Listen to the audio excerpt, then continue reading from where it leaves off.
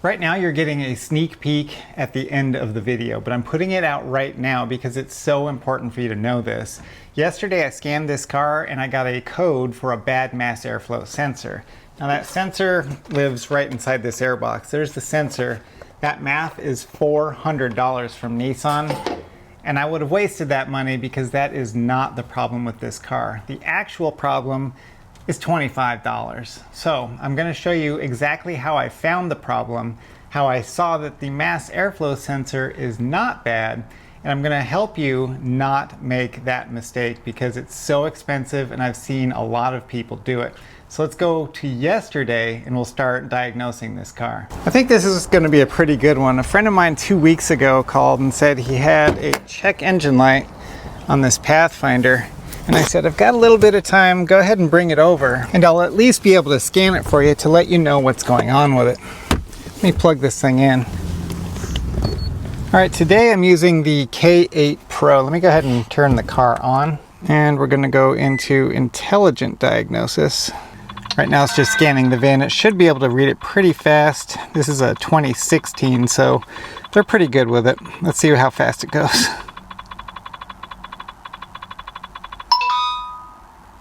There's the happy sound. We got a 2016 Pathfinder, and we'll go to diagnosis.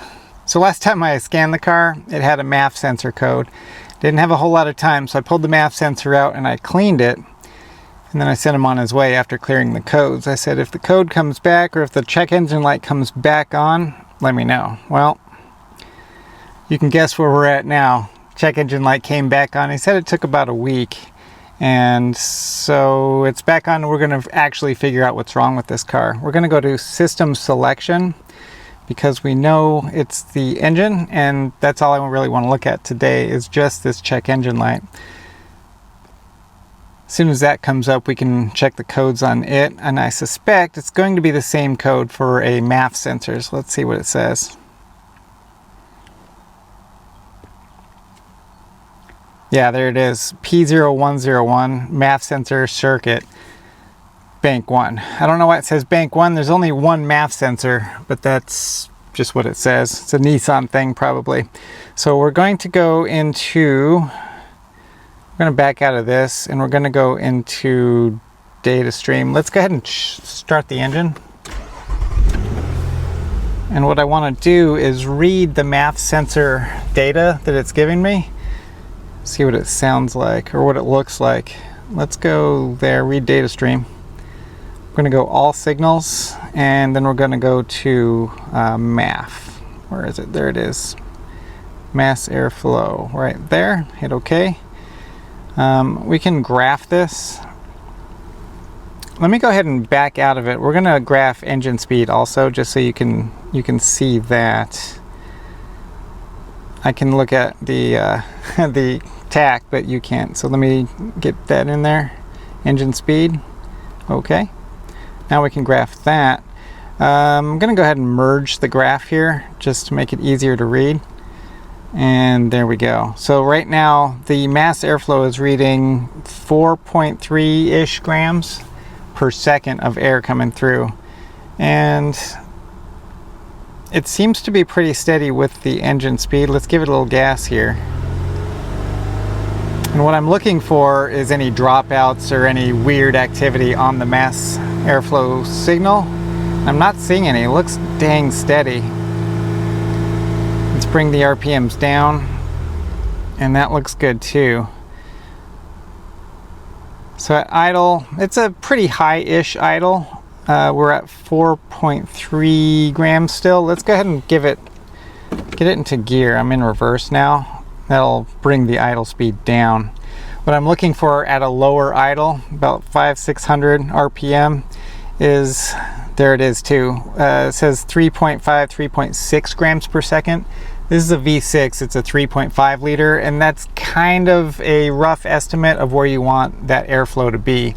Your displacement on the engine is going to be about the same grams per second as a slow idle reading, and it's bang on. We're at 3.55. That's this mass airflow sensor is working just fine. So we need to find the actual cause of the problem here. We'll put it back in park. And there it goes. Let's try this. I'm going to put it into drive.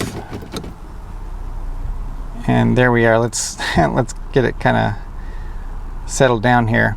I want to give it gas under load.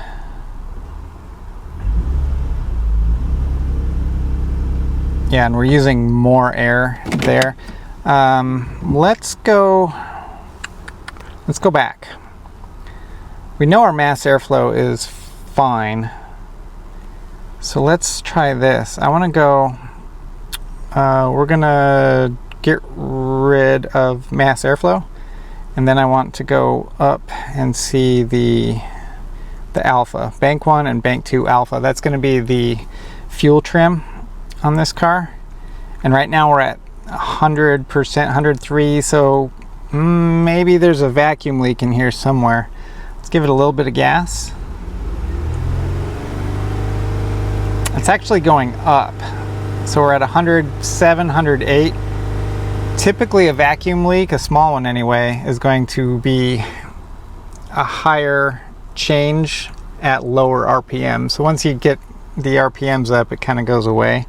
Let me put this thing under load. I've got my foot on the brake, put it in drive, and then give it some gas here. Ooh, it doesn't like that at all.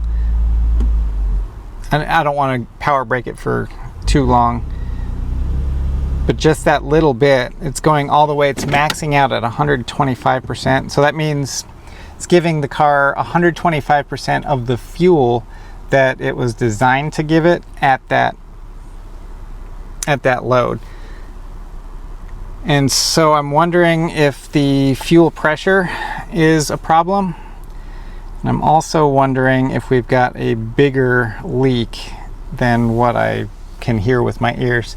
Let's get it into the shop. I want to see what it looks like under the hood. All right, let's get it in there. What I'm hoping to find is a big leak and not a problem with the fuel pump. That would be a lot more expensive. Man, they did not want this engine cover going anywhere. It's got bolts all over this thing. So I hope what I explained before sort of makes sense to you. I'm looking for a bigger air leak because a smaller one, like I mentioned, is at idle. When I had this power braking, I was using a lot more air and a lot more fuel to keep that engine RPM up. So what I'm looking for, man, look at this. I don't know if you can see that, but this crankcase breather, this PCV hose, is torn up. Man, it's just like, looks like a dog was chewing on it or something. Maybe that engine cover was vibrating and sawing this to pieces. Now the hose is real hard because you've got, you know, crankcase gases going through it all the time and oil, and that kind of makes rubber hard.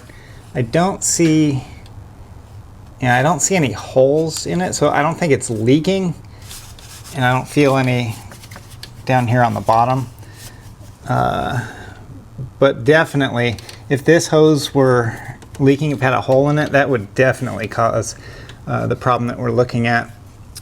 We've also got the intake manifold gaskets here, which at low RPM, if we had a problem there, that's what I'd be looking at, but I don't think that's what we've got here today. Let me take off the air box. Looks like an 8mm. I don't actually think the MAF has a problem because of what we saw on the scan tool. But I want to see sort of what's going on in here. And that's the MAF sensor inside of there. Remember, I pulled this off before and cleaned it, but I really don't think I did anything at all to change anything. It looked pretty clean already. That little element right there. I don't think there's anything wrong with the MAF sensor. Now this PCV hose goes into, I don't know, I'm gonna call this a resonator. Just this little plastic box. The clamp is tight-ish. And that hose, yeah, it's in pretty good shape. I don't see anything wrong here. I've also got the evap. This is the purge valve. So that could be a problem. We can check the purge valve on it too. If we can't control the purge valve with the computer, like it's always open, that could definitely be a problem. And I'm looking at all these other vacuum hoses and everything like that. These all look pretty good. The main vacuum for the master cylinder or the brake booster, that looks pretty good. Let me grab a flashlight. Pretty much any air that can get in on this side, on the engine side of the mass airflow sensor, is suspect here. Yeah, this brake booster hose looks pretty good. And that's because all of the air coming in this direction on this side of the MAF is measured by the MAF. So whatever comes in is fine. It's air that shouldn't be coming in that we're worried about. Yeah, the throttle body's got a little bit of dirt in it, but it's not too bad. Ooh, hold on. That's stretched way more than it should. That is it right there. My finger is not supposed to be able to go through this little intake hose. Let me get you over here and I'll show you. Not supposed to be able to see the throttle body through that. You're not supposed to be able to see my fingers through it either.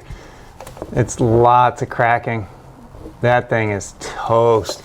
So I think just like this PCV hose getting hard and nasty, all those vapors coming in through here, it's gonna get the rubber on this hose just brittle and not flexible anymore. Okay, so what I'm gonna do now is call around Napa, maybe Nissan, see if someone's got a replacement fresh air hose for it, and we'll just stick it on there and this thing will be fixed. All right, Amazon just left the driveway. I was out there, handed off the part. Now, I don't normally suggest buying parts on Amazon, but this was not available at Nissan, Napa, O'Reilly, AutoZone. Nobody had this part. Let's open this thing up. This comes with everything. It's pretty cool. This was something like $20, $25, something like that. It's got this resonator box for the PCV and all the clamps that I need. So let's just go ahead and switch this over and see if the check engine light goes away or the mass airflow numbers get better. We're gonna try and get this done quickly, but I don't wanna break anything. This hose is so brittle. I wanna try and push that thing off without breaking it. There we go. This thing, man. They didn't have any of these at Amazon either. They are a special order from different parts houses. So, this thing, it's a 2016. They should have parts, you would think, but nobody does. Pull this little guy off. I'm curious to see what it actually looks like. It's kind of stuck on that throttle body. Here we go. All right, so big reveal. Oh yeah, that thing is, look at that, just toast. Got the new one on here. Maybe I should put some silicone on there. Let it slide on easier. Just a little of this right around the edge. And on the box too. That should make life a little easier. All right, let's slip this on throttle body here.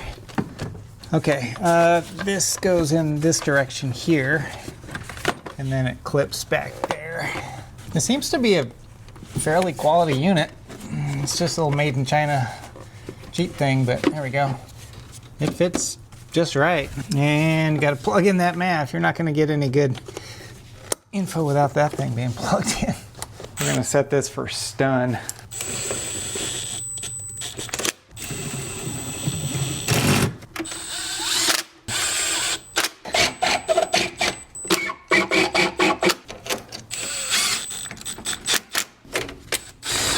Okay, it already knows what we're working on. We'll just do the auto search here and hit confirm. Yep. And then we're going to do system selection. No need to scan it for codes or anything. We are going into engine. The only code that was in the engine computer when we started this was the P0101. So I'm going to go ahead and clear that code out, and then we'll get the engine started and watch the data here. Read fault codes. Whoops, no. We need clear. Where's clear? There it is. Clear fault code, yep. Okay, now we can read, see if it's in there anymore. Nope, no DTCs, awesome. Let's start this thing up. Oh yeah, she's a beast. Let's go with read data. And we're doing all signals. We're gonna go back to MAF, make sure I didn't damage anything when I unplugged her. There's that one. And then we're gonna go back and do the alpha bank 1 and bank 2. Okay. So right now, look at that. The alpha is below 100%, which means it's taking fuel away. And my guess is that it's the learned value that it's compensating for. So it had all this extra air coming in and now it doesn't. So we already know, or we can assume now, that the problem has been fixed. Let me put it into gear.